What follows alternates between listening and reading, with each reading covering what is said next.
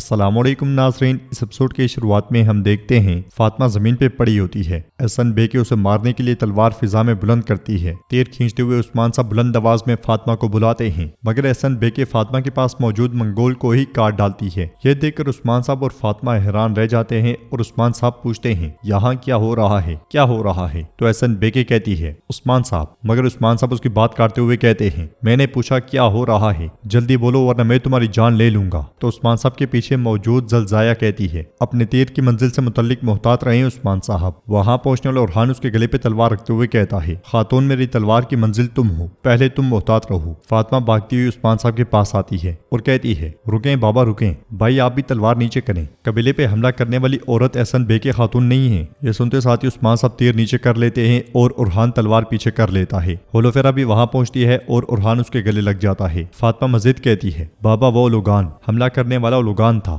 احسن بیگے خاتون ہمارے لیے ڈھال بن گئی۔ پھر ہولوفیرا کہتی ہے اگر احسن بیگے خاتون نہ ہوتی تو قبیلے میں کوئی زندہ نہ بچتا۔ یہ سن کر عثمان صاحب کہتے ہیں تو ایسا ہے تو یہ میرے لوگوں کے لیے ڈھال بن گئی ہاں؟ احسن بیگے عثمان صاحب سے کہتی ہے کاش میں تھوڑی دیر اور پہلے پہنچ جاتی تو تمام لوگ بچ جاتے۔ میں نے سارگون کو غدار اور لوگان کے پیچھے بھیجا ہے، آپ بالکل فکر نہ کریں عثمان صاحب، وہ یقیناً اپنی سزا کاٹے گا۔ ادھر ہم دیکھتے ہیں کہ سارگون اولوگان سے کہتا ہے یہاں کچھ نہیں ہے اولوگان، عثمان اور اس کے پیچھے چلنے والے احمق جس احسن بیگے کو وہ اپنی نجات دہندہ سمجھ رہے ہیں اس کی تلوار کی نوک پہ ناک رگڑتے ہوئے مریں گے، وہ اپنی جانوں کے لیے بھیک مانگیں گے، گڑ گڑائیں گے، روئیں گے۔ ادھر قبیلے میں عثمان صاحب کہتے ہیں میرے لوگوں کے ساتھ بھلائی کے ساتھ پیش آنے والوں کا شکریہ اور ان کے ساتھ برائی سے پیش آنے والوں کے ساتھ اپنی نفرت کا اظہار یقینی طور پہ کرتا ہوں، تم بالکل بھی فکر نہ کرو احسن بیگے۔ احسن بیگے کہتی ہے انہیں بہت زخم لگے ہیں، یہ بہت بری طرح سے تلوار کا شکار ہوئے ہیں عثمان صاحب، یقیناً آپ ان کا مشکل وقت ختم کر سکتے ہیں، محصول کی ادائیگی کی مہلت کل تک کے لیے ہے، آپ آئیں اور میری تجویز قبول کریں۔ پھر وہ فاطمہ کی جانب دیکھتے ہوئے کہتی ہے ہم محصول کو بھول جاتے ہیں،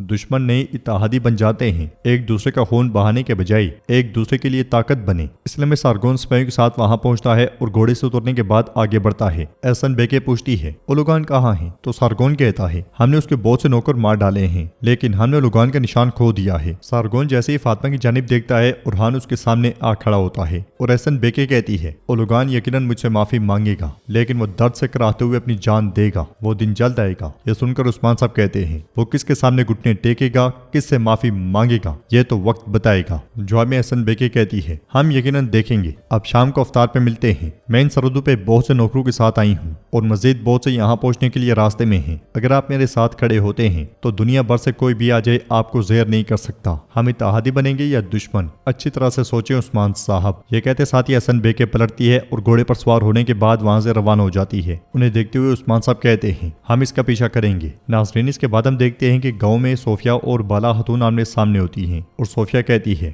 بالا تم اپنی تلوار کو فضول میں لہرا رہی ہو، مجھے تم مار نہیں سکتی۔ تو بالا خاتون کہتی ہے میں تمہاری حالت مارنے سے بھی بدتر کروں گی صوفیہ، مجھے تم میری بیٹی دو گی، تمہارے لیے کوئی فرار نہیں ہے۔ یہ سنتے ساتھ ہی صوفیہ بالا خاتون پہ حملہ کر دیتی ہے۔ علاؤالدین اور حریستوں کے درمیان بھی لڑائی جاری ہوتی ہے، گولچا بھی کافروں کے ساتھ مقابلہ کر رہی ہوتی ہے جبکہ بالا خاتون صوفیہ کو بار بار پٹک رہی ہوتی ہیں اور لات مار کر پیچھے دھکیل دیتی ہیں۔ یہ دیکھتے ساتھ ہی بازنطین سپاہی بالا خاتون پہ حملہ کر دیتا ہے اور حریستو صوفیہ کو لے کر پیچھے ہٹنا شروع ہو جاتا ہے۔ یہ دیکھ کر بالا خاتون بھی ان کے پیچھے جاتی ہیں۔ ادھر ہم دیکھتے ہیں کہ جنگل میں آگے بڑھتے ہوئے احسن بیگے سارگون سے کہتی ہے ہم اولوگان کے پاس جائیں گے، مجھے اس سے کچھ کہنا ہے۔ تو سارگون کہتا ہے تو ہمیں راستے کو محفوظ بنانا ہوگا ماں۔ پھر سپاہیوں سے کہتا ہے تم یہاں پیچھے آنے والوں کے ساتھ انتظار کرو، قبیلے سے جو کوئی بھی آئے گا تو ہمیں خبر ہوگی، یہاں سے کسی کو گزرنے نہ دینا۔ اس کے ساتھ ہی وہ سب آگے بڑھ جاتے ہیں۔ ادھر جیر کتے اور بران گھوڑے کو دوڑاتے ہوئے عثمان صاحب تک جا پہنچتے ہیں۔ بران عثمان صاحب سے پوچھتا ہے حضور آپ اس طرح کہاں جا رہے ہیں؟ جیر کتے پوچھتا ہے کیا ہم نے قبیلہ کھو دیا ہے؟ عثمان صاحب کہتے ہیں فکر نہ کرو، قبیلہ محفوظ ہے، اولوگان اور احسن بیگے ہمارے ساتھ کھیل کھیل رہے ہیں، اب ان کے اس کھیل کو فاش کرنے کا وقت آ گیا ہے۔ یہ سن کر بران عثمان صاحب سے پوچھتا ہے یعنی کہ اولوگان کو قید کرنا کھیل کا حصہ تھا، کیا آپ یہ کہہ رہے ہیں؟ تو عثمان صاحب کہتے ہیں فی الحال تیار ہو جاؤ، ہم جا رہے ہیں۔ یہ کہتے ساتھ ہی وہ سب گھوڑے دوڑا دیتے ہیں۔ دوسری طرف صوفیہ جنگل میں حریستوں اور سپاہیوں کے ساتھ سر پٹ بھاگ رہی ہوتی ہے۔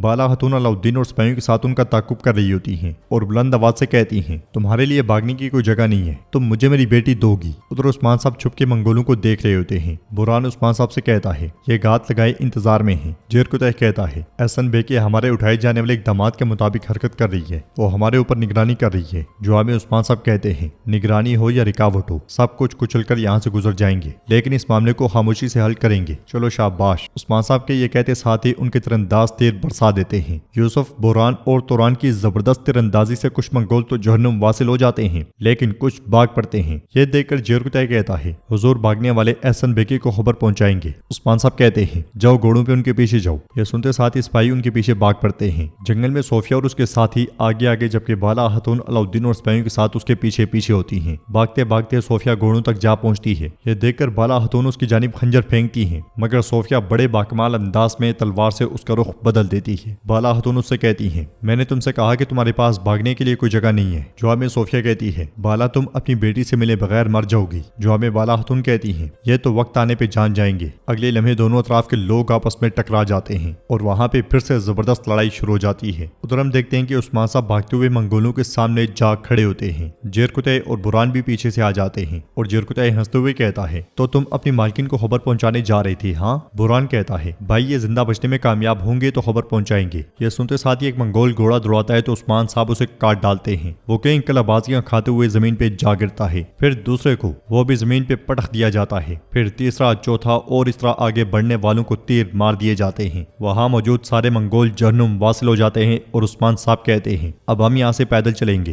وہ گھوڑے چھوڑ دیتے ہیں اور پیدل ہی آگے بڑھتے ہیں۔ ادھر احسن بیکی اولوگان سے کہتی ہے عثمان ہمارے حملے سے دھوکہ کھا گیا، اب وہ قبیلے میں خاموشی سے بیٹھ کر اپنے زخم سہلا رہا ہے۔ جواب میں اولوگان کہتا ہے اگر عثمان خاموش رہا ہے تو جو طوفان وہ لانے والا ہے اس کا حساب لگا رہا ہوگا۔ میں اس طوفان کے آنے کا انتظار نہیں کروں گا، میں نے جو کرنا ہوگا کروں گا۔ احسن بیکی غصے سے کہتی ہے اب میں غفلت اور نافرمانی نہیں چاہتی، سرحد کے تمام نوکر، تمام کماندار میرے حکم کو پھلانگ کر کچھ نہیں کریں گے۔ اگر ایسا ہوا تو اولوگان ایک دم سے کہتا ہے تو کیا ہوگا؟ احسن بیکی بتاؤ کیا ہوگا، بات مکمل کرو تاکہ میں بھی جواب دے سکوں۔ احسن بیکی اس کے پاس ہوتے ہوئے کہتی ہے ورنہ میں غفلت میں پڑنے والوں کا انجام خون سے لکھوں گی۔ دوسری طرف جنگل میں بالا خاتون بازنطینیوں کو کاٹ رہی ہوتی ہیں۔ علاؤالدین اور گونچا کے ہاتھوں بھی کافر مسلسل مر رہے ہوتے ہیں۔ ہرستو کئی سپاہیوں کو شہید کر رہا ہوتا ہے اور بہت سوں کو شہید کر دیتا ہے، ایک کو گراتا ہے اور تلوار اس کے پیٹ میں گاڑ دیتا ہے۔ صوفیہ بھی برق رفتاری کے ساتھ لاشیں گراتی جاتی ہے۔ لڑتے لڑتے بالا خاتون اور صوفیہ پھر سے آمنے سامنے آ جاتی ہیں، جبکہ علاؤالدین اور ہرستو ایک دوسرے پہ تابڑ توڑ حملے کر رہے ہوتے ہیں۔ ہرستو کہتا ہے یہ زمین تمہارے خون سے رنگے گی شہزادی، تو علاؤالدین کہتا ہے یہ تو صرف اللہ ہی جانتا ہے۔ ہرستو پھر سے حملہ کرتا ہے مگر علاؤالدین اسے زمین پہ پٹخ دیتا ہے اور جیسے ہی تلوار سے حملہ کرتا ہے ہرستو اس کے حملے کو ناکام بناتا ہے اور نیچے سے ہٹ جاتا ہے۔ صوفیہ اور بالا خاتون کے درمیان زبردست لڑائی ہو رہی ہوتی ہے۔ صوفیہ کہتی ہے